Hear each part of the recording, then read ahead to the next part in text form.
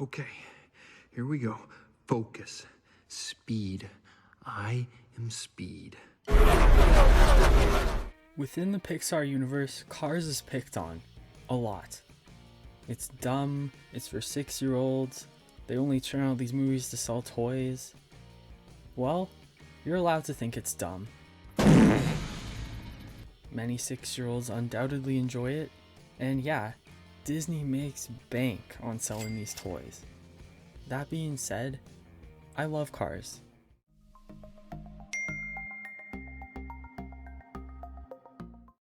I'm gonna stick to talking about only the first Cars movie in this video. Cars 2 really could have been a direct-to-DVD thing. It's far from great, but I think people are a smidge too hard on it. And Cars 3 is actually pretty good in my opinion. I think a lot of its criticizers didn't even take the time to watch it before they slotted it in at second last on their Pixar rankings, but that's not what I'm talking about today. We're just gonna focus on the first movie released by Pixar in 2006, directed by John Lasseter. Do I think this movie is amazing? No. It definitely has its flaws, which people have not hesitated to point out. It's not terribly original and can certainly be predictable and cliche at times, but there are also tons of good things about this movie, and it's rare to ever hear anyone acknowledge that. I want to delve below that surface level asphalt and dig into what's really special about it, because I think that there's a strong beating heart behind this project. One that's as big as Chick Hicks' ego and as red as Lightning McQueen's paint job. Let's get into it. So right off the bat, we have a rockin' bop from Sheryl Crow. The protagonist of Cars is Lightning McQueen.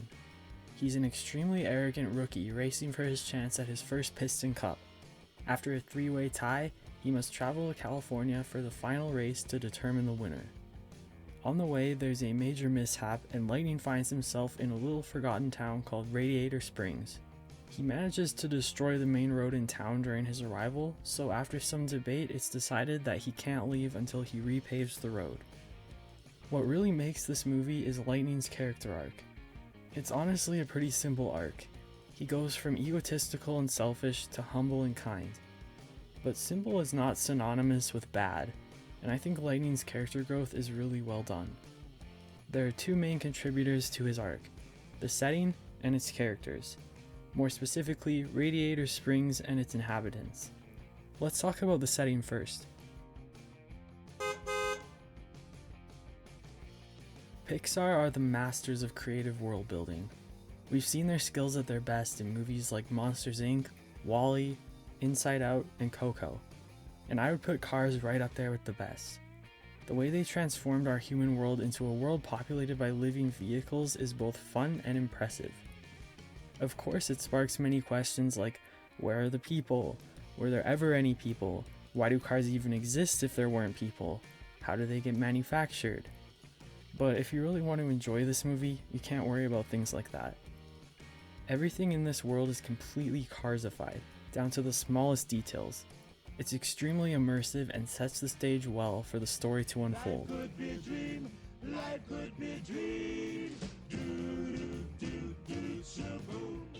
This is where the bulk of the movie takes place, and simply put, it's an incredible place. One of the best setting designs I've ever seen. And if you've ever visited Disney California Adventure in Disneyland Resort and ventured into Cars Land, you'll probably understand. It's really astounding to me the way they seem to have literally pulled this place out of the movie and into real life. When you're there, you're legitimately in Radiator Springs, and what an experience that is. The quaint shops, the retro design, the vibrant neon lights, it's like injecting serotonin into your veins. They even do the Life Could Be a Dream light up ceremony at sundown. It feels magical in the movie and in real life. Lightning starts off with a disgust for the place. It looks awful. Well, it matches the rest of the town. It is the symbol of what's keeping him from his race, and it is looking pretty run down when he first arrives. But after an important conversation with Sally on their drive, his perspective is changed. Sally tells Lightning that she came to Radiator Springs and never left because she fell in love with the place, the gateway to Ornament Valley. Then there's this whole montage dedicated to Route 66 and American nostalgia, when things weren't in such a rush. Sally says, cars didn't drive to make great time, they drove in it to have a great time. And then it was all bypassed to save 10 minutes of driving. Sally's passion for the place is infectious, and you can see the way it affects Lightning. When they return to town, he looks at it differently and remarks how it would have been great to see Radiator Springs in its heyday. Lightning's fixing of the road inspires the rest of the town to spruce up their own shops. Then they have the neon lighting fixed as a surprise for Sally. Lightning makes sure to visit each shop in town and give them some much needed business before his departure. And not only does it show generosity on his part, but it shows a true care for the town and a hope for getting it back on the map again. In a corny New York is like another character way, Radiator Springs is really like its own character in this movie. It's also just really nice to look at once they fix it up, and it serves as a wonderful place for Lightning to have his life changed for the better. Now let's get into the other very important element of Lightning's character arc.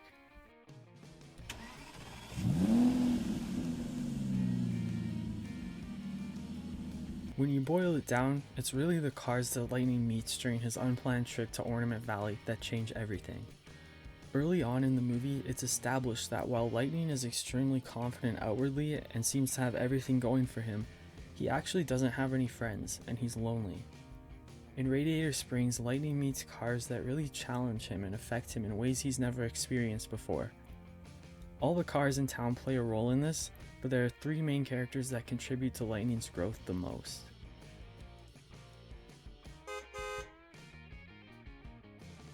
Mater is often where most critics of Cars will point when explaining why they don't like the movie. Most of his humor is immature, and his voice can be annoying. I don't entirely disagree, but he plays an important role just the same. Mater is such a kind, innocent, and unassuming car, and so he doesn't totally register Lightning's bad attitude that turns the rest of the town's residents off. Mater wants to spend time with Lightning, and Lightning doesn't really have a choice or any other options. So they get to know each other, and Mater becomes Lightning's first real friend in who even knows how long.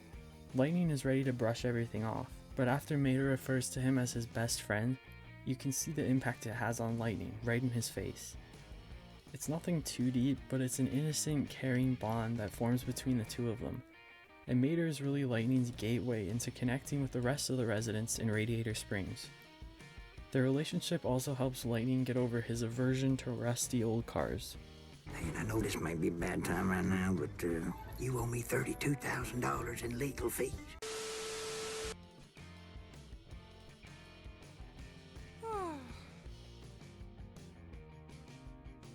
Sally and Lightning's relationship starts out on an embarrassing note for Lightning, as he assumes she's also from out of town and disses everyone to her face, but she quickly puts him in his place, and she's actually the one to convince Doc to make Lightning fix the road.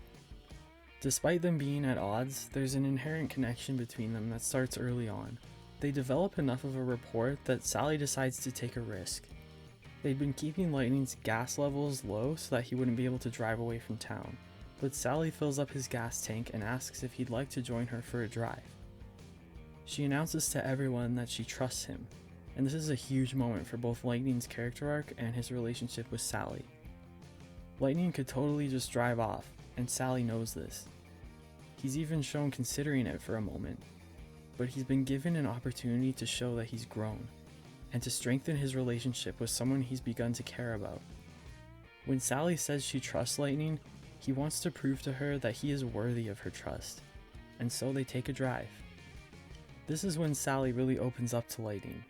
She explains how she had a whole life going for her in Los Angeles, but it never felt happy. Lightning immediately relates to that, and then Sally goes on to explain the way that the residents of Radiator Springs took her in and helped her, and how she fell in love with the place. This is a foundational moment in Lightning's character arc. He slows down here and takes a drive just to take a drive, and spends quality time getting to know someone, and it changes his view completely. Lightning wants to help Radiator Springs return to its glory for the town's sake as well as the residents, but he has a special motivation to do it for Sally after their conversation. And when it comes time for Lightning to finally leave and get to his race, it's extremely bittersweet. All Lightning had done since arriving in Radiator Springs was try to leave it, He had failed escape attempts and complained extensively about being stuck there. Getting to his race was all he cared about. It consumed his entire mind. And it's clear in this moment that he's been transformed because he's not happy to leave at all. He's very hesitant about it. Sally wants him to succeed in his race and wishes him well, but things have become much more complicated. These lines of dialogue are really the best way to express it. Thank you. Thanks for everything. It's just a road. No. It was much more than that.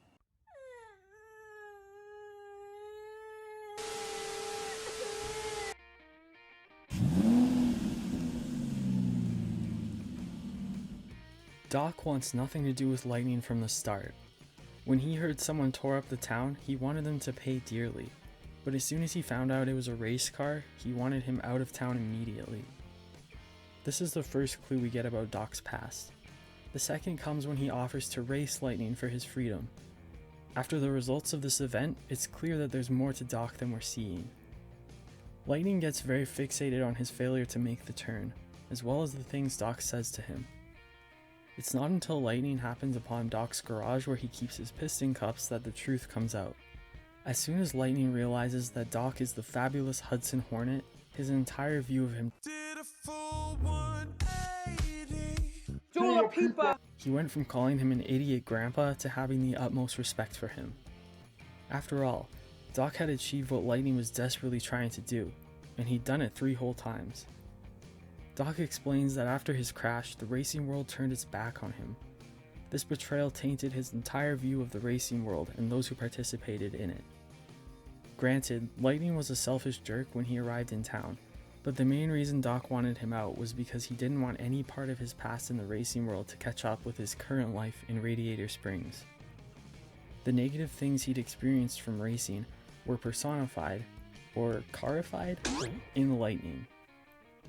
The special thing about Doc and Lightning's relationship is that they both change and grow for the better from it. Doc was afraid to face his past and acknowledge it. He was still carrying around pain from the events of years ago, and ultimately he let that control him. He refused to acknowledge the positive effect Lightning was having on the community, and he made a selfish move when he called the press, alerting them of Lightning's whereabouts. That's when everyone shows up and Lightning leaves. Doc has a short conversation with Sally that he clearly reflected on a lot off screen, because the next time we see him, he's acting as Lightning's pit crew chief at the big race in California. Having Doc and the gang there grounds Lightning and gives him the boost he needs to compete in the race.